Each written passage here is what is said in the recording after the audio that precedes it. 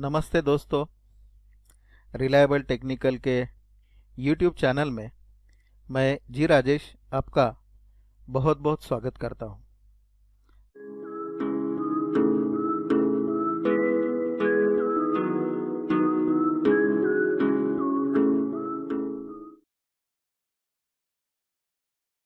दोस्तों, पिछले हफ्ते में हमने कुछ रिकमेंडेशंस दिए थे। उसमें से कुछ स्टॉक्स आप लोग बाय कर सके हो या कुछ स्टॉक्स आपको नहीं भी मिले, जैसे कि एसईसी का स्टॉक था जो कि आप बाय नहीं कर सके उसको। तो इस हफ्ते के लिए मार्केट का ट्रेंड क्या रहेगा इसके बारे में हम अभी जानेंगे।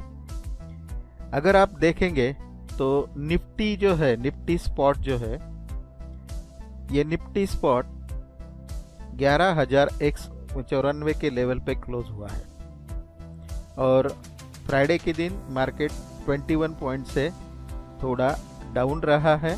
तो अभी जो निफ्टी के जो चार्ट अगर हम लोग देखेंगे, निफ्टी स्पॉट का अगर हम लोगों ने डेली चार्ट अगर देखा तो यहाँ से हमें जो संकेत मिल रहे हैं, ये संकेत मतलब जो अलग अलग जो इंडिकेटर्स होते हैं, जैसे कि MACD होता है, स्टोकेस्टिक होता है या RSI होता है, तो ये सभी इंडिकेटर्स हमें कॉशियस साइन बता रहे हैं। मतलब एक तो निफ्टी काफ़ी ओवरबॉट हो चुका है और काफ़ी स्ट्रेच हो चुका है।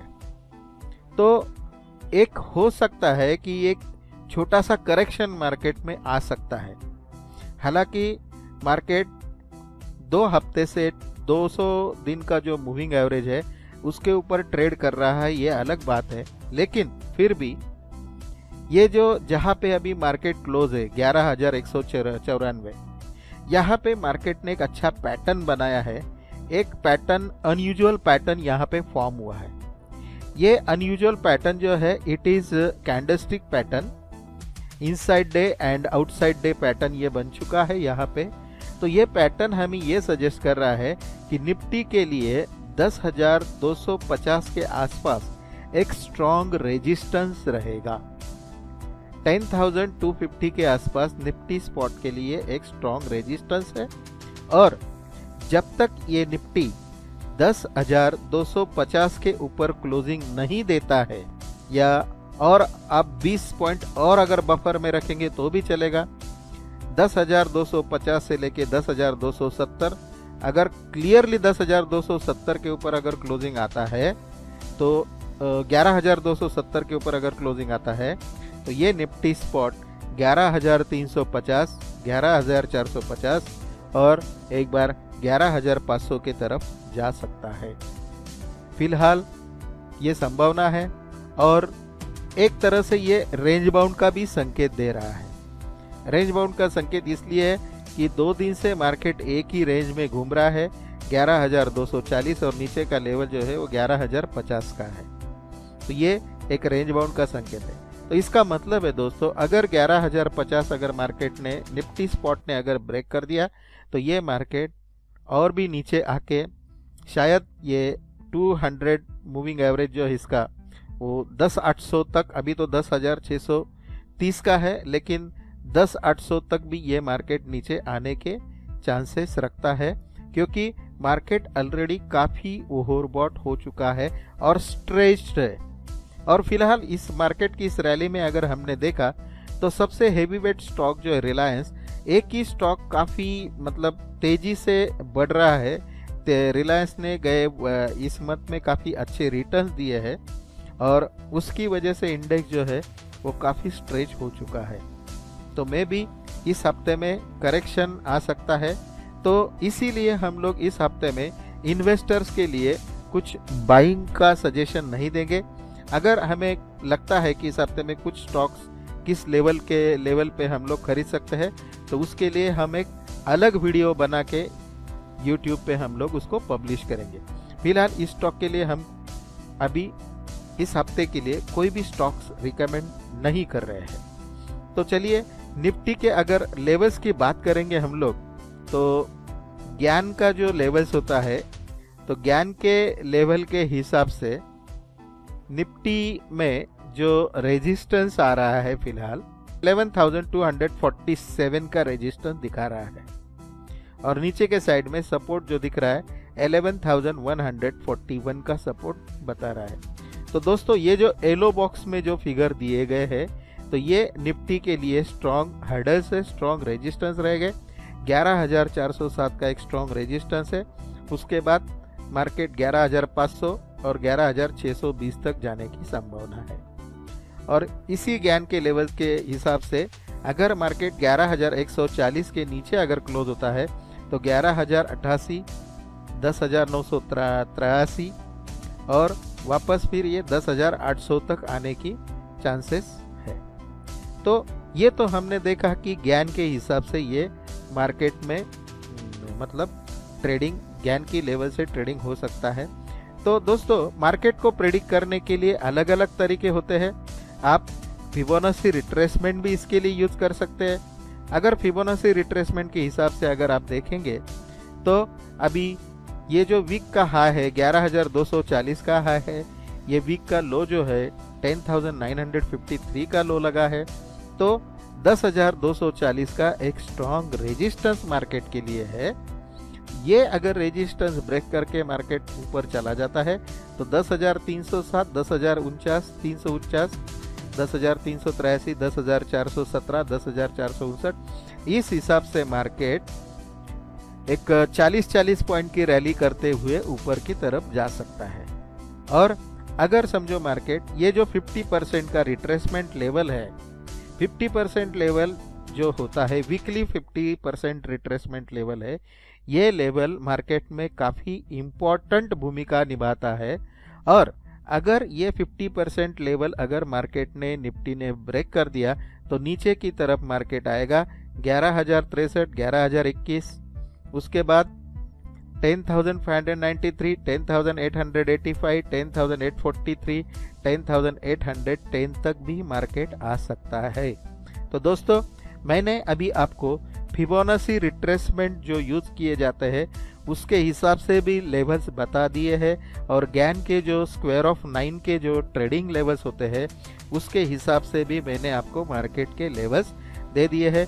दोनों में एक बात कॉमन दिख रही है, ये बात है कि 10,240 से लेके 10,260 का जो जोन है निफ्टी के लिए एक स्ट्रॉन्ग रेजिस्टेंस जोन है, और 11,130 से लेके 11,090 तक का एक स्ट्रॉन्ग सपोर्ट जोन यहाँ पे निफ्टी के लिए दिख रहा है।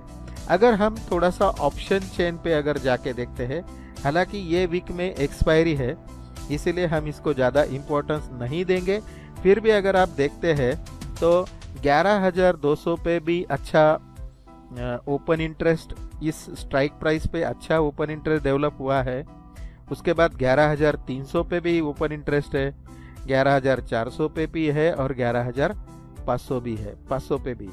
और नीचे की साइड में अगर आप देखेंगे तो 11,100 मतलब 11,100 पे सबसे ज़्यादा ओपन इंटरेस्ट है। तो इसका मतलब है कल के ट्रेडिंग के लिए 11,100 एक स्ट्रॉन्ग सपोर्ट बन सकता है ऑप्शन चेन एनालिसिस के हिसाब से, या तो 11,200 का स्ट्रॉन्ग रेजिस्टेंस रहेगा। तो मार्केट कल इस दो लेवल के बीच में भी रह सकता है, लेकिन ऑप्शन चेन के एनालिसिस के हिसाब से अगर 11,100 ब्रेक कर दिया तो नेक्स्ट लेवल जो आएगा 11,000 का आएगा, 11,000 के बाद 10,900 का आएगा, और 11,200 अगर उसको पार करते हुए अगर ये सस्टेन रहता है मार्केट तो 11,300, 11,400, 11,500 के लेवल्स आ रहे हैं। और आप तो जानते हैं इस हफ्ते में लास्ट थर्सडे मतलब ये जो महीना है, इस महीने की जो एक्सपायरी है वो 30 जुलाई को है, थर्सडे को है। तो इसीलिए ये हफ्ता थोड़ा सा वोलाटाइल भी रह सकता है। एंड मोस्ट इम्पॉर्टेंट थिंग ये है कि जो WD ज्ञान का जो प्रेशर डेट्स का स्टडी है, उस स्टडी के हिसाब से फिलहाल दो डेट जो है, एक तो 27 जुलाई का एक डेट है और 30 जुलाई का एक डेट है। ये दो डेट्स प्रेशर डेट्स है, यहाँ पे आपको कॉशियस रहना है। तो इस डेट्स पे मार्केट का मूवमेंट क्या होता है, इसके ऊपर आपको ध्यान देना है। तो दोस्तों, इस हफ्ते के लिए ये था हमारा निफ्टी स्पॉट का प्रेडिक्शन। और अगर बैंक निफ्टी के बारे में बात करेंगे तो बैंक निफ्टी के लिए 23,000 का एक बहुत ही बढ़िया, मतलब बहुत ही स्ट्रॉन्ग रेजिस्टेंस है। बैंक निफ्टी अगर 23,000 के ऊपर अगर ट्रेड करता है तो ही बैंक निफ्टी के लिए ऊपर की चाल नज़र आ रही है। अदरवाइज ये बैंक निफ्टी 23,000 के ऊपर अगर नहीं गया तो वापस धीरे धीरे ये 22,000 तक अभी नीचे आने के चांसेस रखता है और आगे जाके 21,500 पे भी आ सकता है।